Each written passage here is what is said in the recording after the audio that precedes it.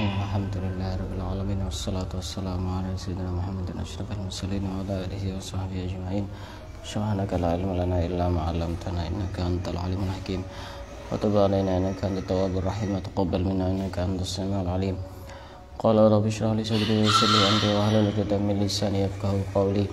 Nawaitu ta'alluma wa ta'allima li fadida wal istifada wa tamassuka ala kitabillah wa sunnati rasulih. Wa-du'a ilal huda wa-dalala alal khair ibtigha'a mardatihi wa qurbihi wa thawabihi subhanahu wa ta'ala. Qala al-musannif rahimahullah ta'ala wa nafa'ana bihi wa bi'ulumihi wa amadana bi asrarihi wa anwarihi wa nafahatihi fid dunya wa dunya al-akhirah. Akan kita lanjutkan kajian kita pada kesempatan kali ini, karena sekarang adalah masih di bulan Dzulhijjah, dan di bulan Dzulhijjah ini ada syariat yaitu menyembelih hewan kurban. Hukumnya apa menyembelih hewan kurban? Sunnah. Sunnah apa wajib? Apa haram? Hah? Hukumnya apa? Tergantung. Tergantung gimana? Kalau mampu, Ustaz. Iya. Terus kalau mampu kenapa? Itu nanti insya Allah ada pembahasan tersendiri, akan saya bahas secara khusus fikih kurban biar tidak campur-campur. Nanti kalau dibahas sekarang tambah panjang. Sekarang saya akan menjelaskan asal usul kenapa ada pensyariatan menyembelih hewan kurban.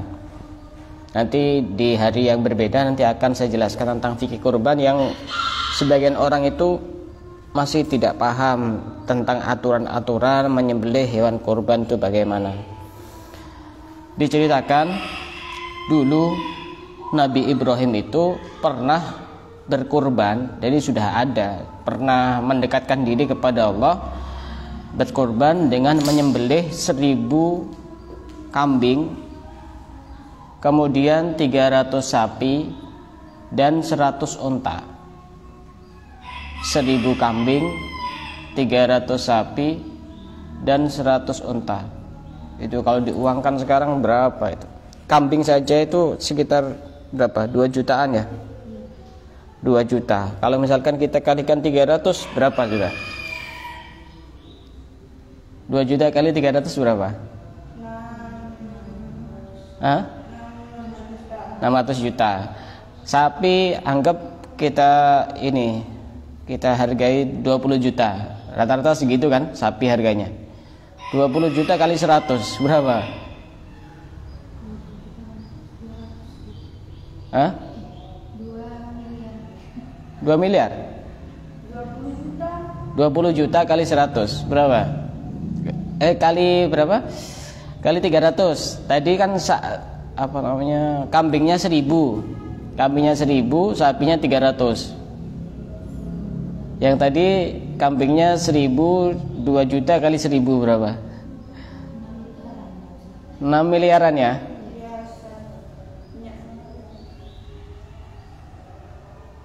Kok bisa 6 miliar? 2 kali 1 1000 kambing. Lah iya 1000 kambing, 300 sapi.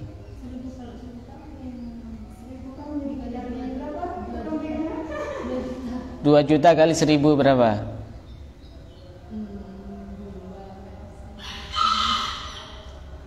Sampai angka M apa enggak? Sampai ya? 1000. Ya pokoknya ini sudah sampai miliaran, puluhan miliar sudah. Jadi dulu Nabi Ibrahim itu pernah menyembelih 1000 kambing, 300 sapi dan 100 unta. Apalagi unta ini kan harganya sangat mahal sekali. Akhirnya orang-orang itu merasa heran, dan juga malaikat itu juga merasa takjub dengan apa yang dilakukan oleh Nabi Ibrahim. Sampai Nabi Ibrahim itu nggak kerasa sabkul lisan. Sabkul lisan itu apa ya? Keperucut. Keperucut itu apa? Keceplosan, betul. Sampai Nabi Ibrahim itu keceplosan.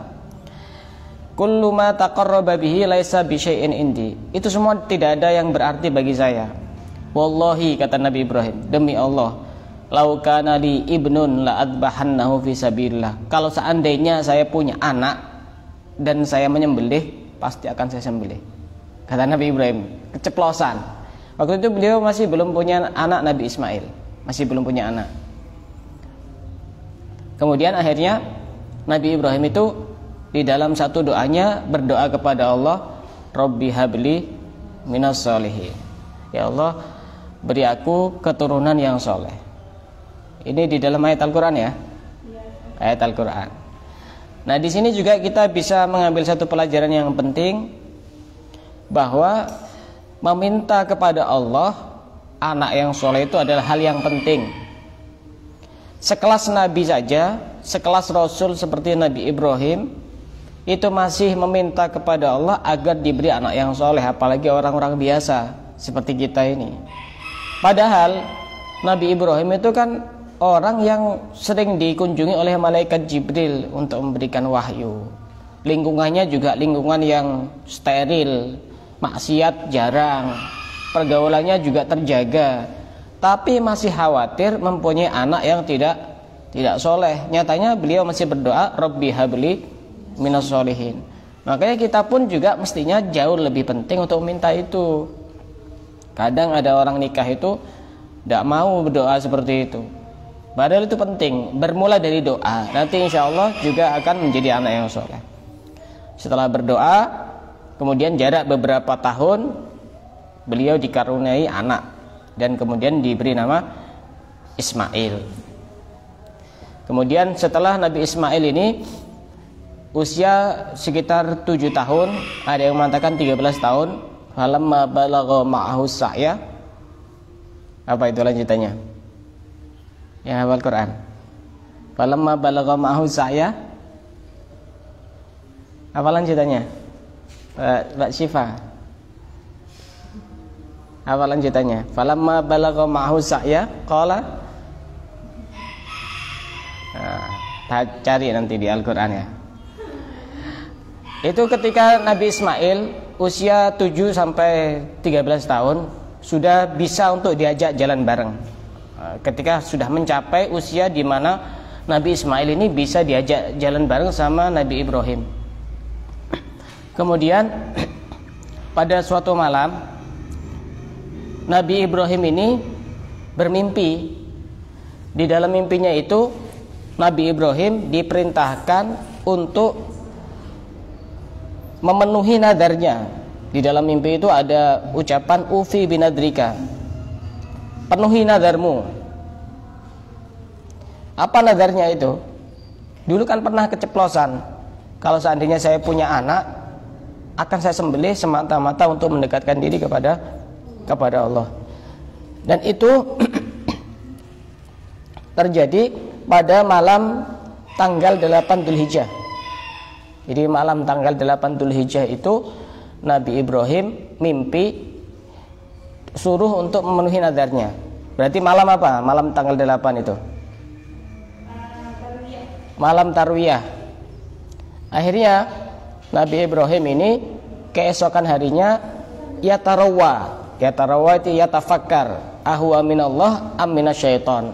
Paginya itu Nabi Ibrahim berpikir, apakah ini mimpinya dari Allah atau dari syaitan. Nah, yatarawwa itu dari kata tarwiyah, sehingga tanggal 8 itu disebut hari tarwiyah.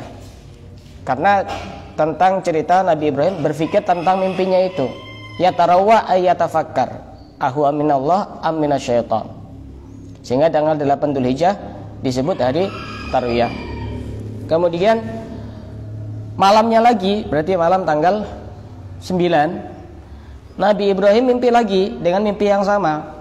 Ayo penuhi nadarmu untuk menyembelih putramu yang bernama Ismail. Akhirnya keesokan harinya Nabi Ibrahim itu tahu itu bahasa Arabnya Arafah, tahu bahwa itu adalah mimpi dari Allah, sehingga tanggal 9 Dzulhijjah itu disebut hari Arafah. Kemudian malam harinya lagi, berarti malam tanggal Nabi Ibrahim mimpi lagi dengan mimpi yang sama. Ufi binadrika, penuhi nadarmu untuk menyembelih putramu yang bernama Nabi Ismail. Kemudian keesokan harinya fahamma binahrihi. Kemudian Nabi Ibrahim sudah punya tekad yang sangat kuat untuk menyembelih putranya. Nahar, hari nahar itu hari raya Idul Adha. Sudah, jadi itu ceritanya tentang hari Tarwiyah, hari Arafah, dan hari raya nahar, hari raya Idul Adha. Setelah itu sudah mulai eksekusi Nabi Ibrahim ini kepada putranya Nabi Ismail. Akhirnya Nabi Ibrahim ini bilang kepada istrinya, bernama siapa? Siti Hajar. Bilang kepada istrinya, ini Ismail, pakaikan pakaian yang bagus, kemudian kasih minyak rambut, itu rambutnya itu pokoknya didandani yang ganteng, karena ini mau saya ajak untuk bertamu, kata Nabi Ibrahim alaihissalam. Kemudian Nabi Ibrahim bawa pisau dan bawa tali. Mau pergi kemana? Mau pergi ke Mina. Dan waktu itu iblis itu sangat kebingungan. Wah, ini Nabi Ibrahim ini luar biasa ini. Pokoknya saya harus menggagalkan aksinya Nabi Ibrahim untuk menyembelih putranya Nabi Ismail. Sudah bingung iblis itu.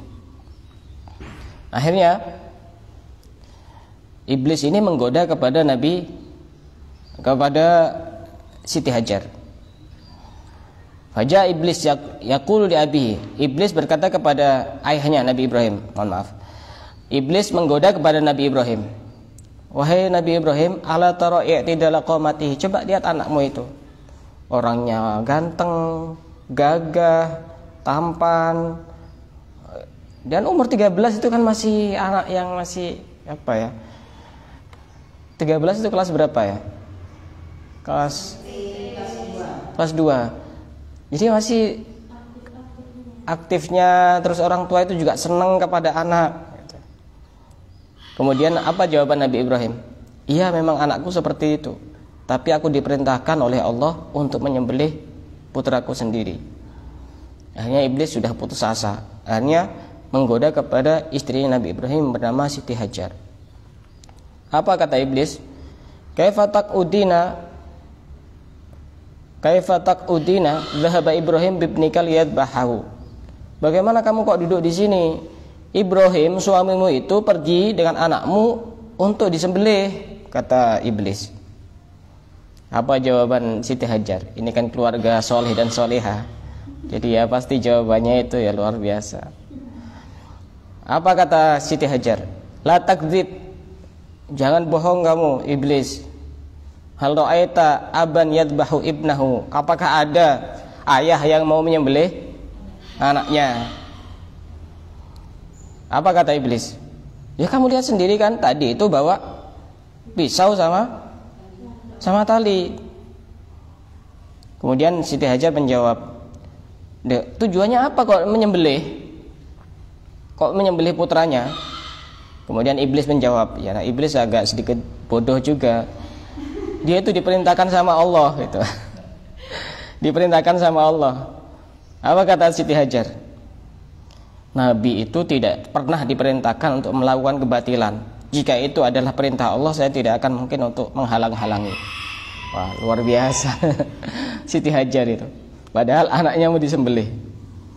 Akhirnya sudah putus asa, mengganggu dan menggoda Siti Hajar. Akhirnya mau dirayu Nabi Ismail. Datanglah kepada Nabi Ismail. Kamu tahu apa enggak?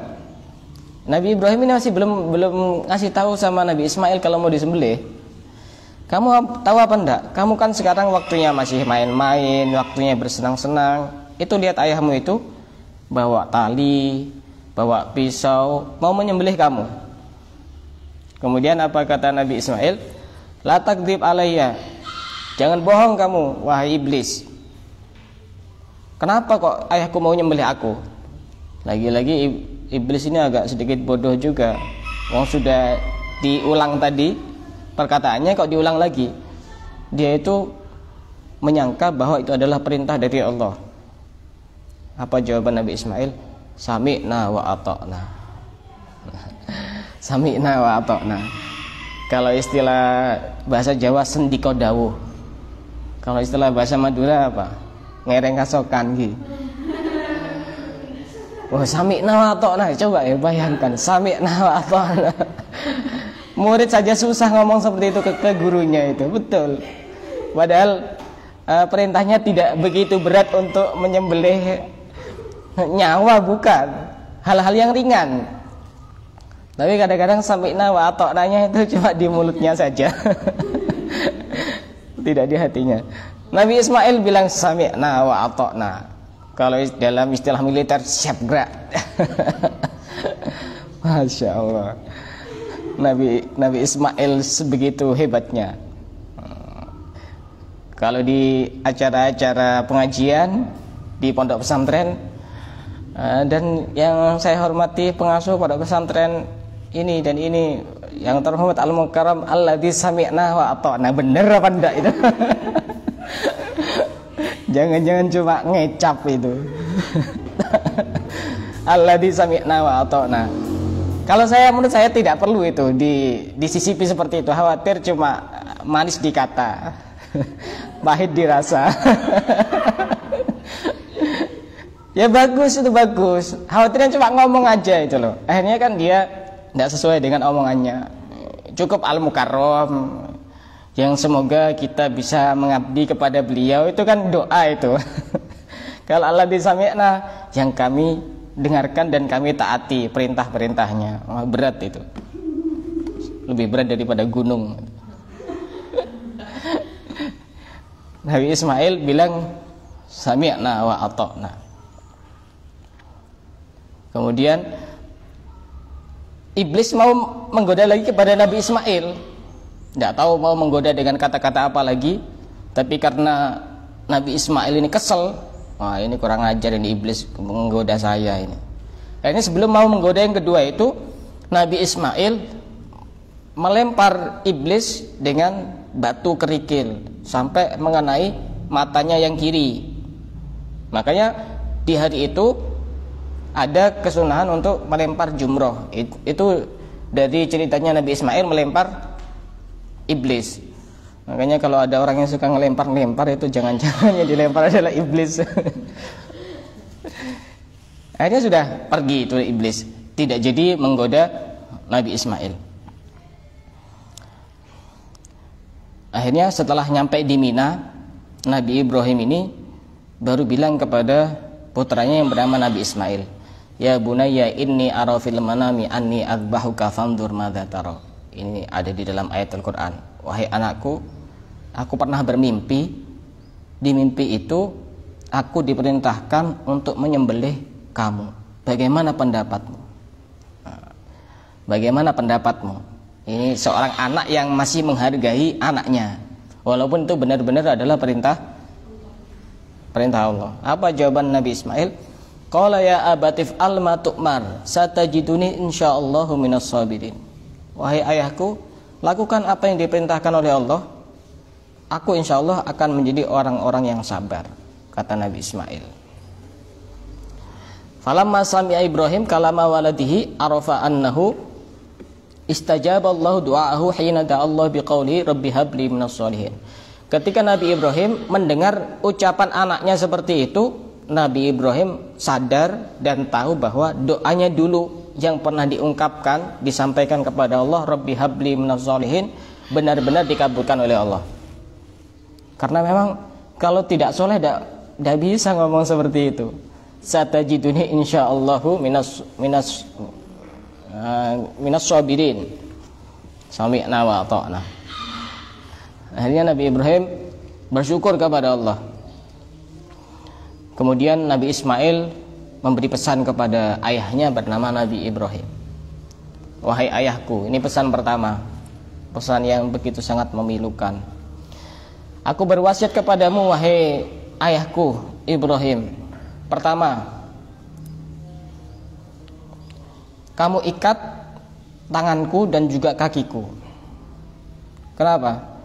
Agar aku tidak bergerak-gerak ketika ketika disembelih sehingga itu bisa menyakitimu. Coba ya seandainya kalau misalkan anak dibiarkan, tidak diikat tangan dan kakinya, disembelih pas bisa gerak-gerak, betapa sakitnya itu hati orang tuanya ketika nyembelih anaknya. Kamu ikat tangan dan kakiku. Ini pertama. Yang kedua, wajahku hadapkan ke bumi, jangan hadapkan ke atas. Aku khawatir nanti engkau kasihan sehingga tidak jadi menyembelih aku.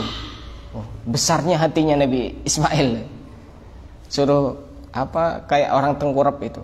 Suruh menghadapkan ke bawah, ke bumi, bukan ke atas.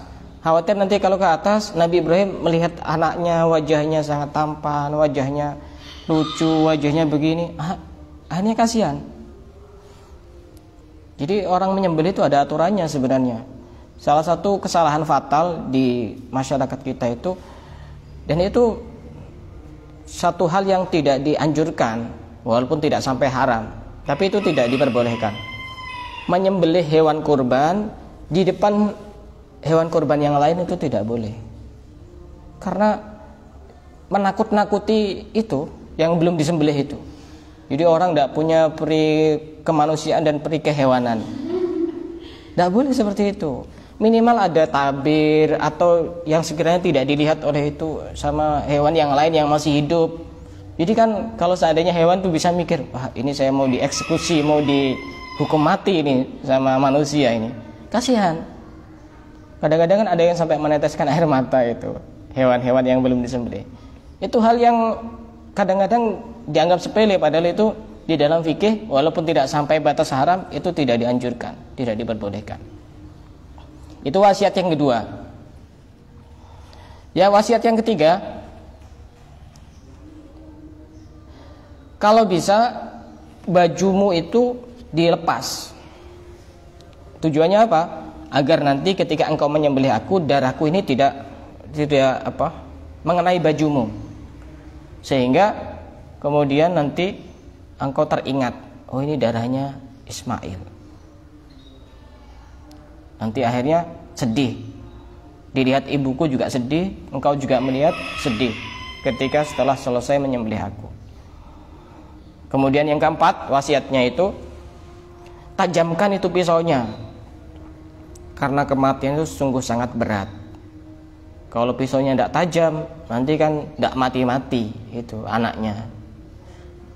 Tajamkan pisaunya setajam mungkin, sehingga bisa memenggal leherku dengan begitu sangat cepat. Fa innal mauta syadid, karena sesungguhnya kematian itu sangat berat. Yang kelima, wasiatnya Nabi Ismail. Luar biasa Nabi Ismail itu, sebegitu besar hatinya itu di saat-saat seperti itu. Yang kelima, ini bajuku ini juga tidak perlu nanti dilepas, setelah itu nanti bawa kepada ibuku Ummi Hajar sebagai kenang-kenangan. Bawa nanti ini bajuku ini, gamisku ini bawa kepada ibuku Ummi Hajar sebagai kenang-kenangan dariku, kata Nabi Ismail. Kemudian yang keenam, sampaikan salamku kepada ibuku Ummi Hajar, isbiri ala amrillah, bersabarlah atas urusan Allah, atas perintah Allah. Yang ketujuh, pesannya Nabi Ismail kepada Nabi Ibrahim, jangan engkau ceritakan bagaimana kamu menyembelih aku, bagaimana caranya engkau mengikat aku, bagaimana caranya begini dan begini. Jangan diceritakan. Tujuannya apa? Khawatir ibuku tambah bersedih dengan cerita seperti itu. Kemudian wasiat yang ke-8, jangan masukkan anak kecil seusiaku ada di rumah kita, di depan ibuku. Khawatir ibuku itu teringat kepada aku yang sudah disembelih, yang sudah meninggal. Jangan masukkan anak kecil di rumah kita. Yang ke-9, wasiatnya Nabi Ismail, jika engkau melihat ada seorang laki-laki yang sama seperti aku, maka jangan dilihat. Khawatir engkau tambah merasa bersedih, merasa kehilangan aku. Tidak usah dilihat. Udah, itu 9 wasiat Nabi Ismail kepada Nabi Ibrahim. Kemudian dilanjutkan ayat Al-Quran, falamma aslama wa tallahu lil jabin. Ketika pisaunya itu sudah mau diletakkan di atas lehernya Nabi Ismail, apa yang terjadi? Ternyata pisaunya ini tidak bisa untuk memotong lehernya Nabi Ismail. Sudah sekuat tenaga Nabi Ibrahim itu. Tidak bisa. Tidak bisa. Kemudian malaikat Jibril ini dibilangi sama Allah, coba lihat hambaku yang bernama Ismail itu, benar-benar orang soleh yang mau menjalankan perintahku. Karena dulu malaikat Jibril dan malaikat-malaikat yang di langit pernah protes kepada Allah ketika Allah menciptakan manusia. Inni ja'ilun fil ardi khalifah. Qalu ataj'alu fiha may yufsidu fiha wa yasfikud dima wa nahnu nusabbihu bihamdika wa nuqaddisu lak. Malaikat dulu pernah protes kepada Allah, kenapa kok manusia diciptakan padahal manusia itu adalah orang yang man yufsidu fiha, orang yang merusak di bumi ini dan menumpahkan darah, saling membunuh. Sedangkan kami, kata para malaikat, orang yang bertasbih dan mensucikan kepadamu, kata malaikat. Tapi setelah melihat apa yang dilakukan oleh Nabi Ibrahim, malaikat semuanya terdiam. Ya, karena ternyata ada hamba-hamba Allah yang terpilih. Kemudian Nabi Ismail berkata kepada ayahnya, "Wahai ayahku, coba ikat ini tangan dan kakiku ini, sehingga aku ini biar tidak merasa lepas ikatan tangan dan kakiku ini, biar terlihat aku tidak merasa terpaksa." Luar biasa Nabi Ismail. Awalnya kan diikat, kemudian suruh ngelepas. Kalau orang diikat kan ngerasa terpaksa, kalau tidak diikat kan tidak terpaksa, suruh lepas. Kemudian Nabi Ismail ini sudah siap untuk disembelih oleh Nabi Ibrahim. Letakkan sekarang pisaunya di leherku, agar malaikat tahu bahwa putranya Ibrahim ini adalah putra yang taat kepada perintah Allah. Kemudian akhirnya Nabi Ismail sudah siap tanpa ada tali sedikit pun. Kemudian Nabi Ibrahim ini sudah meletakkan pisaunya di lehernya itu. Tapi tidak putus, tidak bisa memenggal lehernya Nabi Ismail. Kemudian Nabi Ismail sampai bilang kepada ayahnya, "Wahai ayahku, kekuatanmu kok sangat lemah. Itu karena kamu terlalu mencintai aku," kata Nabi Ismail itu. Coba hilangkan dulu itu perasaan seperti itu. Kamu terlalu lemah, bukan karena apa? Karena kamu terlalu mencintai aku. Akhirnya Nabi Ibrahim ini bingung, padahal ini kan sudah sekuat tenaga dan ini pisau sudah sangat tajam. Akhirnya Nabi Ibrahim mencoba dengan benda lain untuk dibelah dengan pisau ini. Di situ ada batu, dibelah pakai pisau ini, terbelah menjadi 2. Berarti sangat tajam ini, bisa membelah batu kan sangat tajam. Akhirnya Nabi Ibrahim ini merasa heran, pisau ini bisa membelah batu, kenapa tidak bisa membelah lehernya Ismail? Nabi Ibrahim merasa heran. Akhirnya tiba-tiba dengan izin Allah, pisau itu bisa bicara, "Ya Ibrahim, wahai Nabi Ibrahim, engkau berkata putuslah leher Ismail." Sedangkan Allah berkata, "La taqta," jangan sampai putus lehernya Ismail. Maka yang aku dahulukan ya memenuhi perintah Allah, bukan memenuhi perintahmu, sehingga aku bermaksiat kepada Allah. Jadi pisaunya bisa ngomong seperti itu. Wa nadainahu ayya Ibrahim qad saddaqta ar-ru'ya inna kadzalika najzil muhsinin inna hadza lahwal bala'ul mubin. mimpi itu benar-benar terjadi, dan itu adalah balasan bagi orang-orang yang berbuat baik, yang taat kepada perintahku, dan itu adalah ujian yang sangat besar. Akhirnya Nabi Ibrahim ini tidak jadi menyembelih putranya. Jadi ini benar-benar belum terjadi, diganti oleh Allah, wa fadainahu bidzibhin adzim, diganti oleh Allah dengan seekor domba dari surga, di mana domba itu dulu pernah dibuat kurban oleh anaknya Nabi Adam yang bernama Habil, dan diterima oleh Allah di surga, dan dombanya masih hidup, diturunkan oleh Allah sebagai tebusan dari Nabi Ismail. Jadi Nabi Ismail belum pernah disembelih, karena yang disembelih adalah domba. Akhirnya malaikat Jibril merasa takjub, merasa mengagungkan dengan apa yang dilakukan oleh Nabi Ibrahim, sehingga malaikat Jibril ini berkata, Allahu Akbar, Allahu Akbar. Kemudian Nabi Ibrahim menjawab, La ilaha illallah wallahu akbar. Kemudian Nabi Ismail menjawab lagi, Allahu Akbar walillahil hamd. Nah, ini sejarahnya seperti itu. Takbiran itu ada sejarahnya seperti itu. Akhirnya ini kan dijadikan untuk takbiran pada hari raya Idul Adha, atau juga bisa hari raya Idul Fitri.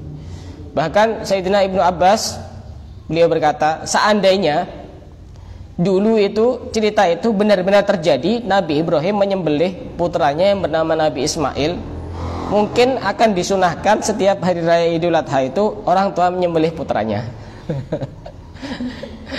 Jadi siap-siap disembelih. Hari raya Idul Adha itu siap-siap disembelih. Tapi kenyataannya tidak pernah terjadi itu. Nabi Ibrahim menyembelih putranya yang bernama Nabi Ismail, tidak pernah terjadi.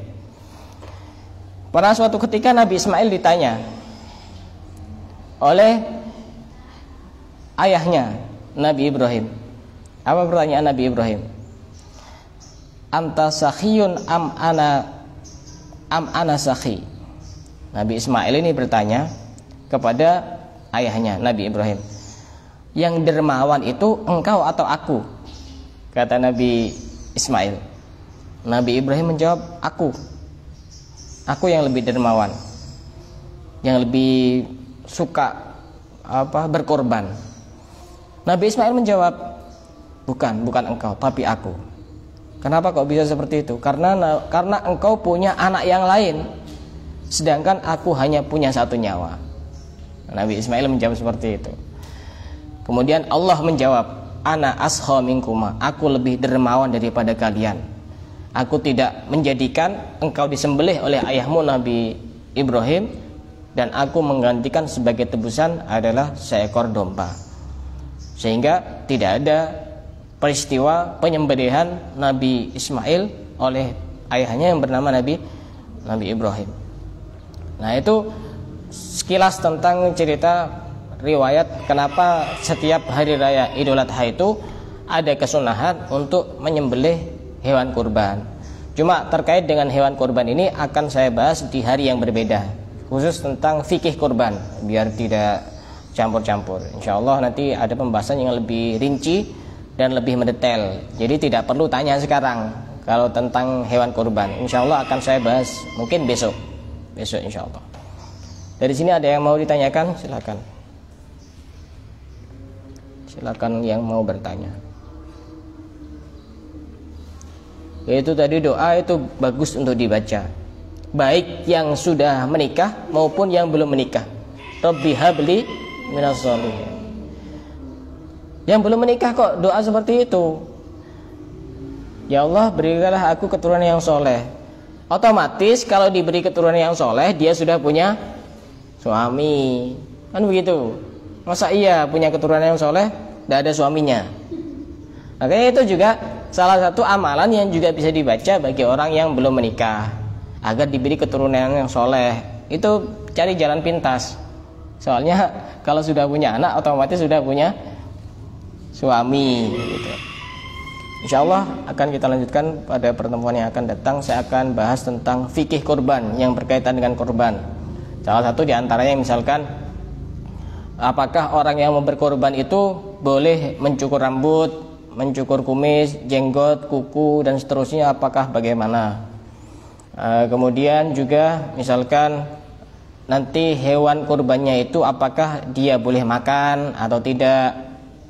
Apakah nanti yang menyembelih itu boleh dikasih upah dengan dagingnya atau tidak? Insyaallah nanti akan saya bahas pada pertemuan yang akan datang. Wallahu a'lam bishawab.